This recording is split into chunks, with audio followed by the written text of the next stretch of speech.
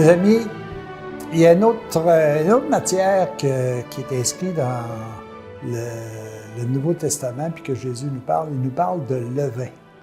Et nous sommes le levain du monde. Il nous dit de cette façon-là. Et puis moi, ça me permet de recouper certains éléments que j'ai pu trouver dans les Écritures, puis qui me sont fort utiles aujourd'hui. Je vais vous lire ce bref texte, c'est très, très, très court, mais par la suite, je vais essayer d'approfondir davantage. Alors, il dit, « Le royaume de l'amour est comparable à du levain qu'une femme prend et enfouit dans 3 mesures de farine, si bien que toute la masse lève. » Wow!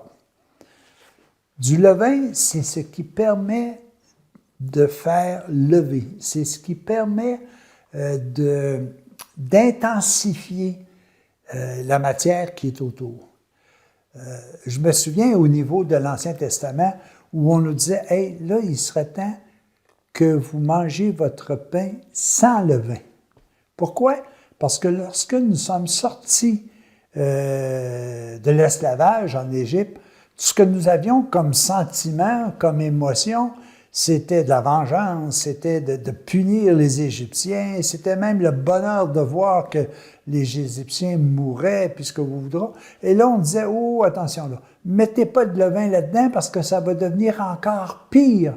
Vous allez lever des sentiments de haine, de punition qui sont tout à fait déplacés, qui ne vont pas en accord avec ce que vous êtes véritablement. Mais aujourd'hui, avec la venue de Jésus, il nous dit, écoutez là, ce que je vous ai enseigné, mettez-y du levain pour que ça augmente davantage. Puis moi, j'avais fait une petite recherche à un moment donné, puis j'avais médité là-dessus. Pourquoi il parle de 3 mesures? La première mesure, c'est que nous sommes toujours ce niveau-là. La deuxième mesure, c'est la semence, la nourriture qui est le Christ, qui est venu nous enseigner l'amour. Nous sommes plusieurs, nous avons une seule et même nourriture qui est le Christ, et tous ensemble, nous sommes quoi? Nous sommes l'humanité. Nous sommes l'assemblée de tous ceux et celles qui aiment. Peu importe la religion, peu importe la couleur, peu importe la race, peu importe quoi. Nous sommes tous l'assemblée de l'amour. Alors, ces 3 mesures-là, c'est nous, le Christ qui est nourriture, et l'ensemble de tous ceux qui croient en l'amour, voilà le levain.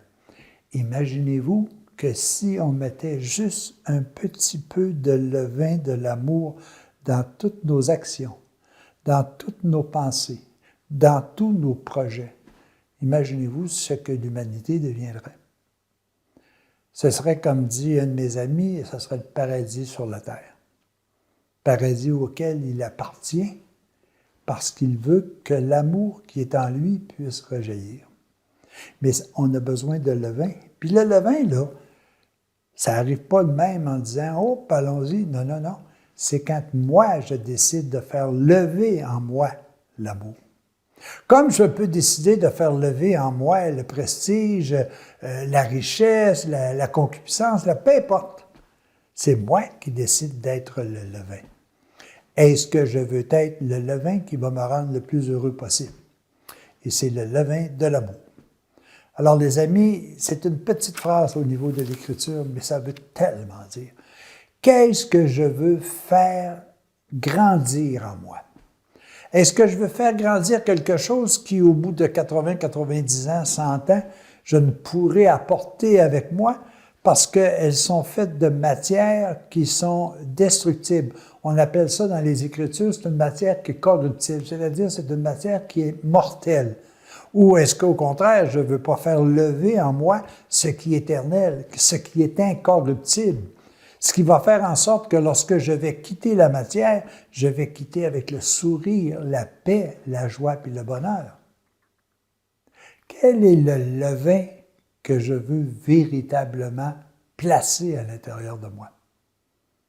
Est-ce que je veux que ce soit le bonheur? Ou est-ce que je veux que ce soit juste exister plutôt que vivre? Ben, c'est moi qui est responsable de dire comment je l'utilise. Puis dans les Écritures, on le dit bien, hein, utilise pas du levain pour ce qui est mal. Parce que là, tu devrais manger ton pain sans levain. Mais utilise le levain pour ce qui est beau, bon, juste et louable. Là, toi, tu vas devenir heureux si tu fais ça. Intensifie à l'intérieur de toi ce qui te rend heureux, ça rendra les autres heureux. Partage ce qui est à l'intérieur de toi avec ceux et celles qui nous entourent, tu seras encore plus heureux. Vis pour le bonheur des autres, ton bonheur sera très grand. Voyez, c'est très facile. Le levain, il est là. Je l'utilise à quoi? Encore là, c'est moi qui dois décider. Mais la présence, elle est là, et je suis sûr que nous sommes tous gagnants à le placer sur ce qui est amour, paix et joie. Les amis, bon levain, bonne cuisine. Nous sommes tous des boulangers, dans le fond. À la prochaine.